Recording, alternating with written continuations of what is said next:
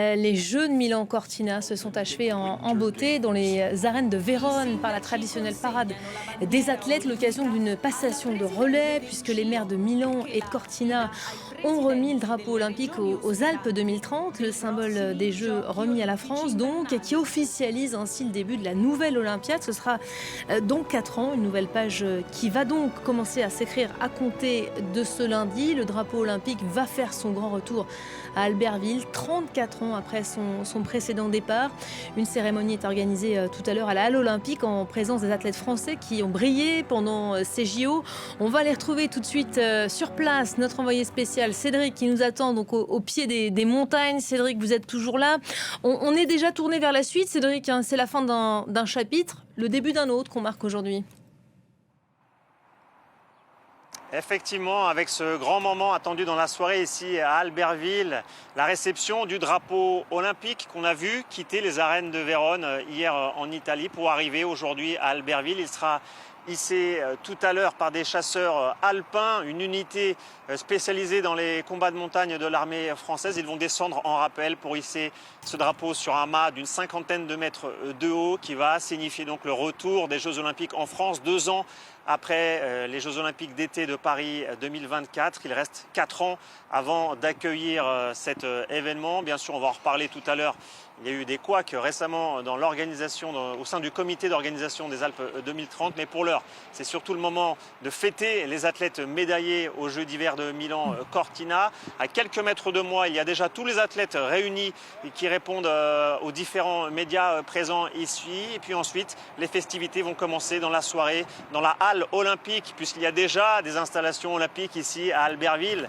Il y avait eu une édition en 1992. Ce sera d'ailleurs l'occasion de se remémorer les souvenirs, puisque la France avait déjà accueilli les Jeux d'hiver à Chamonix en 1924, à Grenoble en 1968 et à Albertville en 1992. Plus de 6500 personnes sont attendues pour célébrer les athlètes français qui ont réalisé une magnifique performance lors des Jeux Olympiques d'hiver de Milan-Cortina. Il y aura des concerts évidemment et un défilé des athlètes comme on a pu voir il y a 2 ans lors des Jeux Olympiques d'été à Paris. De belles festivités sont prévues pour fêter une dernière fois ces Jeux d'hiver de Milan-Cortina et ensuite de se projeter vers les Alpes 2030. Bon, des Français quand même pour ceux qui ont suivi ces Jeux, qui n'ont pas démérité, loin de là, 23 médailles dont 8 en or, et même s'ils finissent au pied du top 5 au tableau des médailles, le bilan reste et restera historique, hein. Effectivement, puisque l'équipe de France a tout simplement explosé son précédent record lors des Jeux Olympiques d'hiver. C'était 15 médailles récoltées le précédent record et là on en est à 23. C'est au-delà de l'objectif fixé par les autorités françaises. Avant les Jeux, l'objectif c'était d'intégrer le top 5 et de faire au moins 21 médailles. Alors certes, la France a terminé 6e, très proche de l'Allemagne 5e, mais surtout l'objectif de médaille a été largement dépassé. 23 dont 13 pour l'équipe de France de biathlon avec 8 médailles d'or au total. Il y a eu beaucoup de satisfaction dans les rangs français, clairement du côté du ministère des Sports et même du comité olympique français. On note la performance en biathlon, mais il y a aussi d'autres satisfactions comme évidemment patinage artistique avec la médaille d'or pour Guillaume Cizeron et Laurence Fournier-Baudry, médaillés d'or lors du patinage artistique, une performance incroyable car il faut rappeler qu'ils avaient eu tous les deux des problèmes extrasportifs qui ont perturbé leur préparation, qu'ils patinent ensemble depuis environ 1 an et dans ce contexte, ils ont réussi à réaliser une performance incroyable. Il y a eu aussi des bonnes satisfactions du côté du ski alpinisme, une nouvelle discipline intégrée aux Jeux Olympiques, c'est la version compétition du ski de randonnée, 3 épreuves, 3 médailles pour les Bleus avec l'or olympique pour Thibaut Anselmet et Émilie Haro. Est-ce qu'on reverra d'ailleurs cette compétition lors des prochains Jeux Olympiques? Ça reste à trancher dans les prochaines semaines. Autre satisfaction qui vient du ski de fond avec 3 médailles d'argent pour Mathis Desloges. Le ski de fond, historiquement, ce n'est pas une discipline où la France brille. Eh bien, Mathis Desloges, pour ses premiers Jeux Olympiques à 23 ans, a ébloui tous ceux qui l'ont suivi. C'est de bon augure pour la prochaine édition des Jeux Olympiques. Quelques déceptions à noter du côté du ski alpin où on espérait des médailles. Aucune médaille côté français chez les hommes. Il y avait Clément Noël, champion olympique en titre de slalom. Malheureusement pour lui, il a échoué en finale. La satisfaction seulement vient de Romane Miradoli chez les femmes qui a remporté la médaille d'argent en Super G. C'était une médaille inattendue, mais c'est tout de même de bon augure, donc évidemment pour se projeter toujours vers la prochaine édition des Jeux Olympiques dans 4 ans. Et vous oubliez quand même, Cédric, une discipline qui aura fait briller à plusieurs reprises les yeux des Français. Je parle bien sûr de biathlon. Moi, j'ai des fans à la maison, 2 athlètes qui sont entrés dans l'histoire pendant ces Jeux. Mais oui, Elisabeth, je vous réservais la partie biathlon pour maintenant, pour faire un focus. Effectivement, ça a été une performance incroyable des biathlètes français. Clairement, pour résumer, aujourd'hui, les meilleurs biathlètes au monde sont français. Du côté des hommes et du côté des femmes, il y a eu 13 médailles donc sur les 23 au total du côté du biathlon. C'est un record pour cette discipline.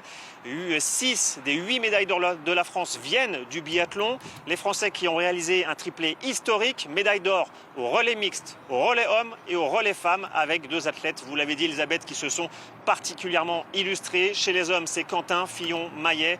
À 33 ans, il a remporté 4 médailles ici aux Jeux d'hiver de Milan-Cortina. Il en avait remporté 5 il y a 4 ans. Ça lui fait donc 9 médailles au total dans sa carrière. Il est devenu l'athlète le plus médaillé de l'histoire, Jeux d'hiver et Jeux d'été confondus du côté français. Il a dépassé d'ailleurs l'ancienne légende du biathlon, Martin Fourcade. C'est dire à quel point Quentin Fillon-Maillet est entré dans l'histoire.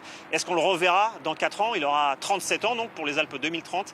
Il a refusé de répondre à cette question. Il va prendre le temps évidemment de réfléchir, de se reposer et de voir si la motivation sera toujours là dans 4 ans. Du côté des femmes, c'est Julia Simon qui est entrée dans l'histoire. Elle qui a vécu aussi une préparation compliquée avec des affaires extrasportives et qui lui ont valu une suspension d'1 mois de la part de la Fédération française de biathlon. Et bien malgré ces conditions, elle a remporté 4 médailles ici.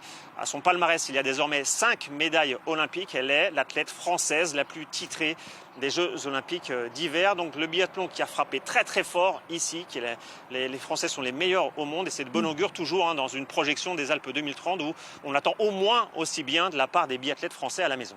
En un mot peut-être, Cédric, parce qu'on est pris par le temps, 2030, c'est déjà, ça va arriver vite, ça va être demain et pour le moment ce sont surtout des couacs qui nous sont remontés de ce projet français.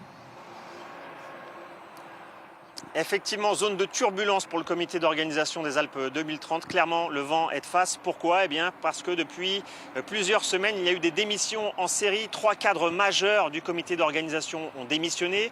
Le directeur général, Cyril Linette, est lui aussi sur le départ. Pourquoi? Eh bien, parce qu'en fait, il y a des problèmes de personnes, des responsables qui n'arrivent pas à s'entendre entre eux.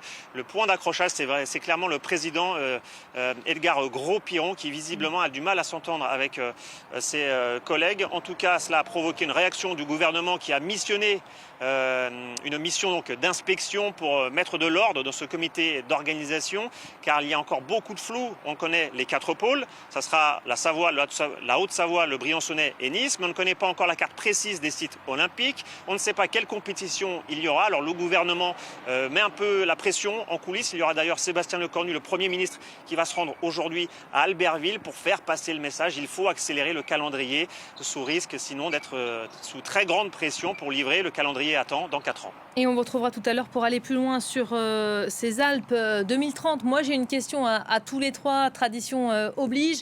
Qui dit nouveau jeu qui se profile, dit nouvelle épreuve olympique. Est-ce que vous connaissez, alors je m'accroche, le Yukigassen? Wow, non. Peut-être Cédric va savoir nous répondre. Le Yukigassen, C'est Cédric. finlandais, des origines finlandaises ou norvégiennes? Pas du tout. Je l'ai vu, c'est la compétition de bataille de boules de neige. Exactement, ça nous vient Japon. des Japonais, ce sport que les Japonais se prennent à rêver d'olympisme. Un championnat très sérieux qui se déroule en ce moment même au Japon. Bataille de boules de neige, il y a 1000 participants qui s'affrontent, c'est absolument pas une blague. Les Japonais s'y voient déjà, affaire à suivre, on verra dans 4 ans. Moi je vote pour en tout cas. Pourquoi pas? Pourquoi pas? Les Américains, ils ont quoi se préparer. Moi aussi, je vote pour. Voilà. Merci beaucoup Cédric, on retrouvera un peu plus tard depuis Albertville pour nous témoigner donc de cette séquence qui se profile. Restez avec nous, le club.